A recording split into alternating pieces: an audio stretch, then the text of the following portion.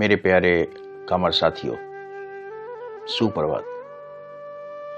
आप सभी लोगों को मेरी ओर से नव वर्ष की हार्दिक शुभकामनाएं। सबसे पहले तो मैं क्षमा प्रार्थी हूं कि मैं कल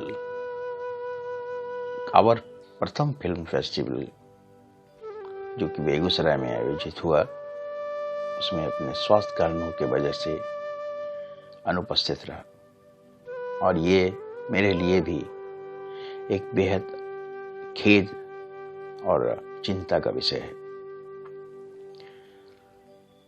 क्योंकि कांवर आर्द्र भूमि के साथ मेरा लगाव, मैं जब संयुक्त राष्ट्र संघ कार्यक्रम के अंदर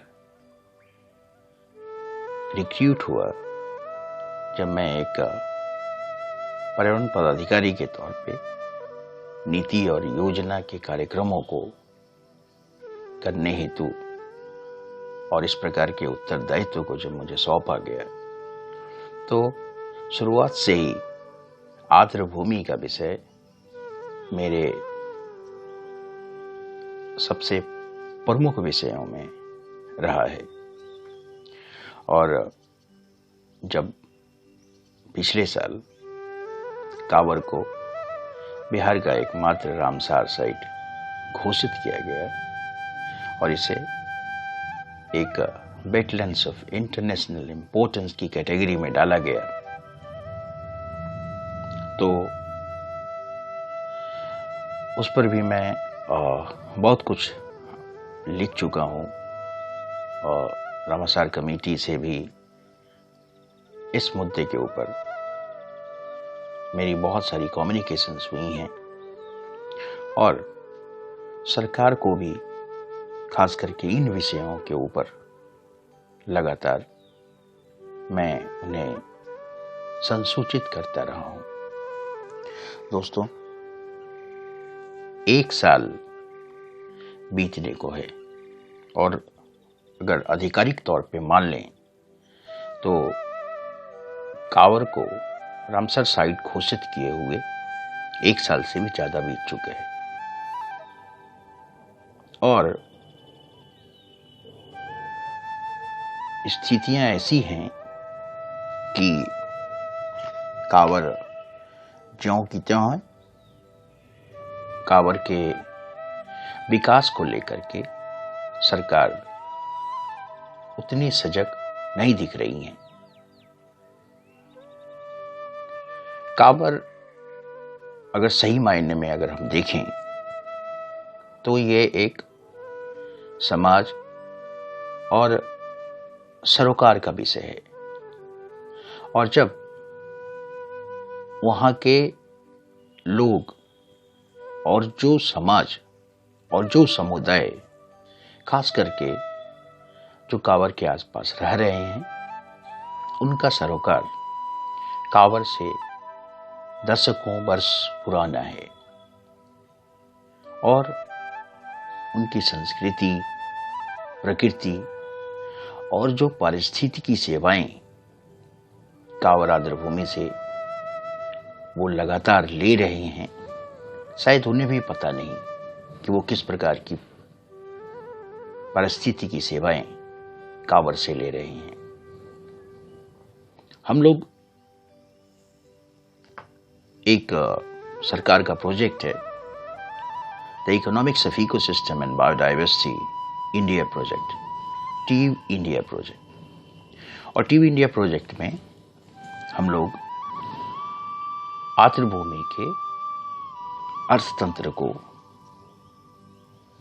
इवैल्यूएट करने की कोशिश करते हैं और उसका इवैल्यूएशन करते हैं। तो मैंने तो नहीं, लेकिन मेरे मित्र ने इसका इवैल्यूएशन किया है और उसका इवैल्यूएशन 2 चरणों के अंदर किया गया।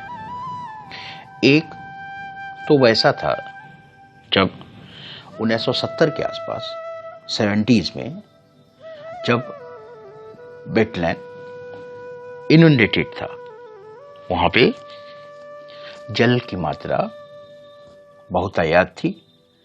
तो उस समय के मैं अर्थतंत्र को अगर आपके पास रखूंगा तो एक बहुत डाइवर्सिफाइड इकोनॉमिक्स था कांवरताल का। उस लैंड यूज में अगर हम देखेंगे तो उस समय लगभग 87 मिलियन इंडियन करेंसी के अंदर में और 1.45 मिलियन यूएस डॉलर की करेंसी में फिशरीज से आता था। एक अनुमान है ये। और लगभग 18.42 मिलियन रुपए वेटलैंड एग्रीकल्चर से आता था, जिसका वैल्यू अभी के दौर में लगभग 3,07,000 यूएस डॉलर के आसपास होता है। और जो फ्यूल होते थे, जो लकड़ियां इकट्ठा होती थी, जो बायोमास होता था, उसकी वैल्यू 9.07 मिलियन इंडियन करेंसी में है। और जैसे जैसे लगातार उसके बाद संकुचन होना शुरू हुआ कांवर अर्थतंत्र के अंदर, कांवर पारिस्थितिकी के अंदर, उसी के साथ साथ उसका जो इकोनॉमिक वैल्यू था, जो उसका अर्थतंत्र था, वो भी नीचे सिकुड़ा। और उस समय जो फिशरीज में लॉसेज हैं वो लगभग 74.19 मिलियन रुपए के आसपास। और जो एक्वेटिक प्लांट डिप्लीट हुए, एक्वेटिक प्लांट बायोडाइवर्सिटी का जो लॉस हुआ वो लगभग 7.9 मिलियन डॉलर का है। और जो ग्राउंड वाटर रिचार्ज कैपेसिटी थी, जो आर्द्रभूमि की एक प्रमुख पारिस्थितिकी सेवा है कि वो जो ग्राउंड वाटर है आपका, उसे रिचार्ज करती है, उसका लगभग 9.66 मिलियन इंडियन करेंसी में लॉसेस हुआ। गेन कहां पे हुआ? तो एग्रीकल्चर एरिया में, जो परमानेंट एग्रीकल्चर एरिया था, वो लगभग 12.67 मिलियन के आसपास वो गेन हुआ। 12.67 मिलियन रुपए इंडियन करेंसी के अंदर में वो एक गेन हुआ। लेकिन जो एग्रीकल्चर के अंदर गेन हुआ वो आपको समझना पड़ेगा कि जो लॉसेस फिशरीज के अंदर, फ्यूल वुड के अंदर, प्लांट बायोडाइवर्सिटीज के अंदर जो लॉसेज हुए, उसको हम एग्रीकल्चर से कंपनसेट नहीं कर सकते। एग्रीकल्चर की वजह से आर्द्रभूमि के अंदर जो लैंड यूज कॉन्फ्लिक्ट है, जो भूमि विवाद है, और कांवर में वो बहुत डोमिनेंट है। हालांकि ये आर्द्रभूमि के अंदर जो लैंड यूज कॉन्फ्लिक्ट है वो हर एक जगह देखने को मिलती हैं। जहां पे ग्रामीण अगर आर्द्रभूमि है, जो रूरल वेटलैंड्स हैं, वहां पे ये लैंड यूज कॉन्फ्लिक्ट बहुत एक्सटेंसिव है, बहुत प्रोमिनेंट है, बहुत प्रोलिफिक है। लेकिन अर्बन इकोसिस्टम के अंदर, जहां अर्बन वेटलैंड्स हैं, वहां पे इंक्रोचमेंट्स हैं, वहां पे अलग प्रकार के इंक्रोचमेंट्स हैं। वहां पे सॉलिड वेस्ट मैनेजमेंट की जगह पे वहां पे सॉलिड वेस्ट को डंप कर दिया जा रहा है। जो इफ्लुएंस हैं इंडस्ट्रियल, उसके अंदर ही डाल दिए जा रहे हैं। तो पूरा शहर का जो ड्रेनेज सिस्टम है उसके अंदर गिर रहा है। तो आर्द्रभूमि एक अनहेल्दी स्टेट में है और वो उसकी पारिस्थितिकी सेवाएं धीरे धीरे हरास होती जा रही हैं और वो हमारे लिए एक ग्रीन हाउस गैस इमिशंस का सोर्स बन रही हैं, जहां से मीथेन जैसी गैस इमिट हो रही हैं। तो आर्द्रभूमि के, अगर हम पूरे आर्द्रभूमि को देखें और भारत में रामसर साइट को देखें, जो अब लगभग 47 की संख्या में है, तो उसमें कांवर आर्द्रभूमि एक सामाजिक और सरकार के सरोकार का विषय है। और चूंकि किसी भी परिस्थिति के अंदर, चाहे वो कांवर की प्रोविजनिंग सर्विसेज हों या रेगुलेटिंग सर्विसेज हों या सपोर्टिंग सर्विसेज हों या कल्चरल सर्विसेज हों, उससे ज़्यादा जो सरोकार है वो सरकार से भी ज़्यादा उस समुदाय का है, उस समाज का है जो उसके चारों तरफ, उसके पेरीफेरी में रहती हैं। और अगर उसकी चिंता भी अगर किन्हीं को करनी है तो वो समाज को ही करनी पड़ेगी, और समाज को ही ये तय करना होगा कि ये कांवर जो पारितंत्र है उसे अब अंतर्राष्ट्रीय स्थान मिला है, रामसर साइट का डेजिग्नेशन मिला है, और ये एक बड़ा विषय है।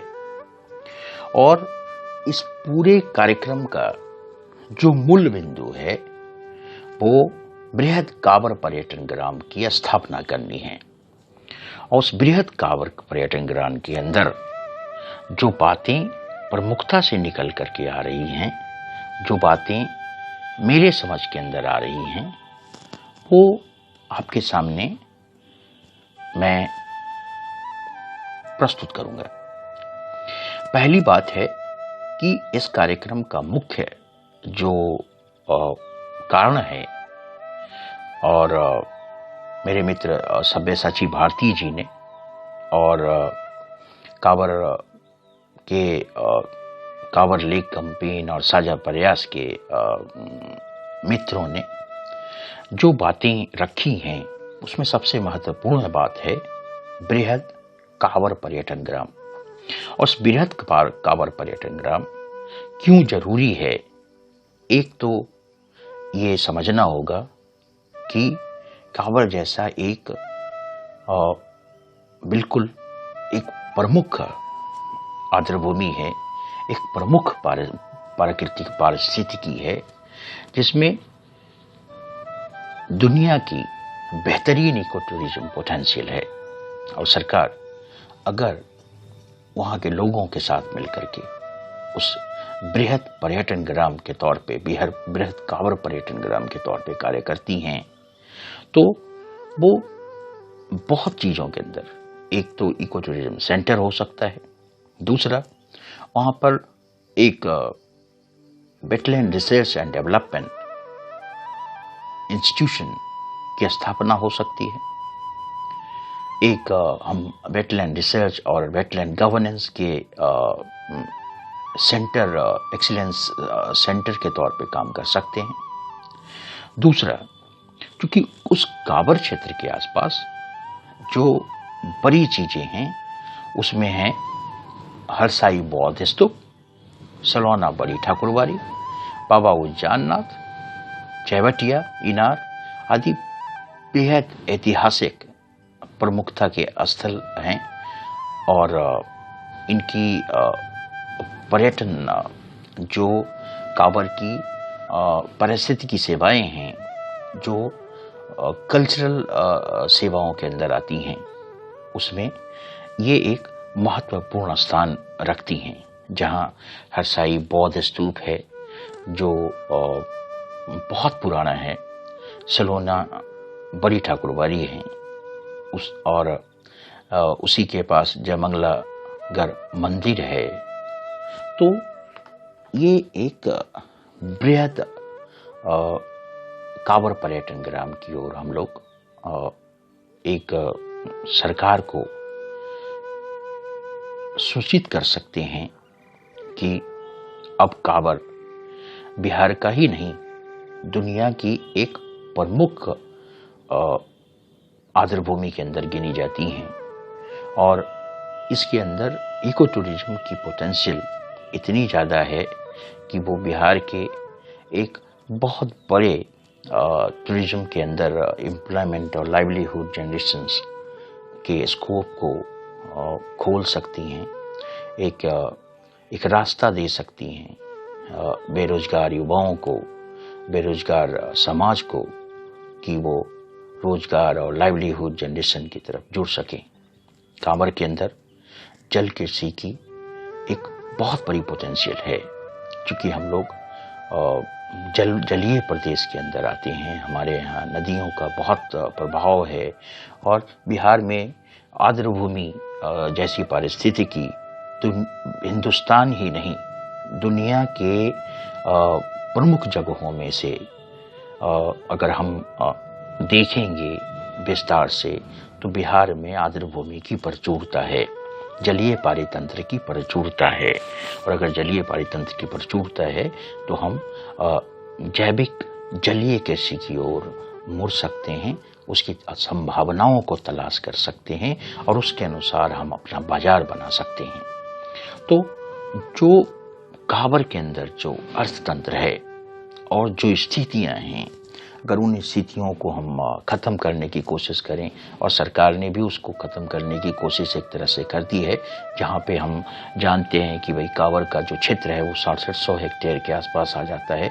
एक समय 7600 हेक्टेयर के आसपास थी, लेकिन आज के समय में जो रामसर साइट बना है वो लगभग 2760 और 2767 हेक्टेयर के आसपास ही रामसर साइट का डेजिग्नेशन हुआ है। तो सरकार ने लैंड यूज कॉन्फ्लिक्ट से बचने की एक बड़ी कोशिश करी है, लेकिन जो लोग वहाँ पे हिंसा के जरिए और जमीन विवाद के जरिए, और सरकार भी उसमें एक उत्प्रेरक का काम करती हैं, जो ये तय नहीं कर पा रही हैं कि वो किस प्रकार से प्लानिंग करें, किस प्रकार से वहाँ पे पॉलिसी को इम्प्लीमेंट करें, ताकि वो एक लाइवलीहुड्स और एम्प्लॉयमेंट जनरेशंस का एक बड़ा सेंटर बन सके, एक बड़ा रिसर्च इंस्टीट्यूट बन सके, एक बड़ा एजुकेशन सेंटर बन सके, वहाँ युवाओं को जोड़ सकती हैं। तो ये स्थितियाँ बड़ी महत्वपूर्ण हैं, और उन पारिस्थितिकी की सेवाओं से अगर सबसे ज़्यादा लाभान्वित है तो वो वहाँ का समुदाय है। और जो आपदा जोखिम से जो बचाने का जो काम करती हैं ये सब पारिस्थितिकी, खास करके बाढ़ जैसे जो समस्या है, उससे ये आर्द्र भूमि उस क्षेत्र को बचाने का कार्य करती हैं। जमीन के अंदर के जल को वो संतुलित रखती हैं और उसके प्रदूषकों को नियंत्रित रखती हैं।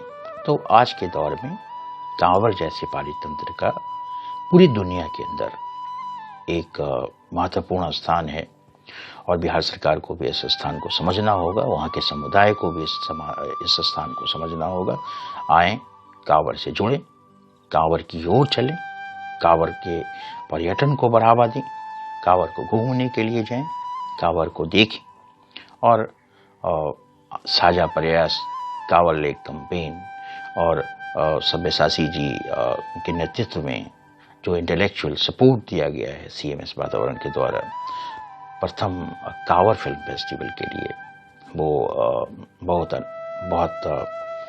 हमारे पास शब्द नहीं है उसके बारे में बताने को। तो मेरे मित्रों को बहुत बहुत धन्यवाद, और खास करके वैसे मित्र जो वहाँ पर पहुँचे उनका बहुत धन्यवाद।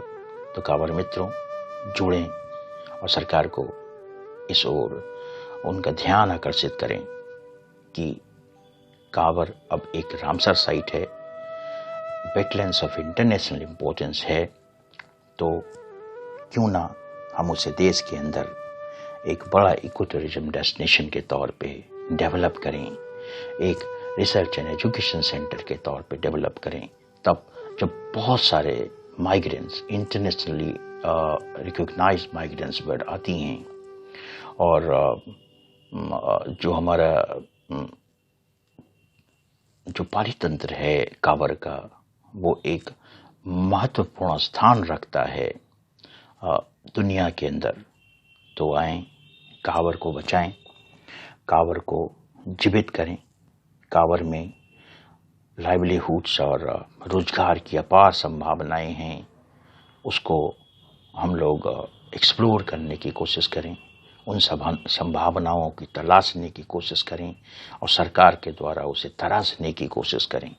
मित्रों, एक बार फिर से मैं बहुत क्षमा प्रार्थी हूँ कि मैं अपने स्वास्थ्य कारणों की वजह से आपके कार्यक्रम में अनुपस्थित रहा, लेकिन मेरी मेरा सहयोग और मेरी जिम्मेदारी कांवर के प्रति उतनी ही और ज़्यादा बढ़ गई हैं।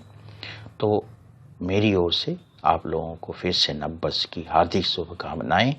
कांवर को एक दुनिया का ही नहीं, पूरे अपने आसपास का भारत का एक महत्वपूर्ण पारिस्थितिकी, स्वस्थ पारिस्थितिकी बनाकर एक स्वस्थ बृहद कांवर पर्यटन ग्राम स्थापना की ओर अग्रसर हूं।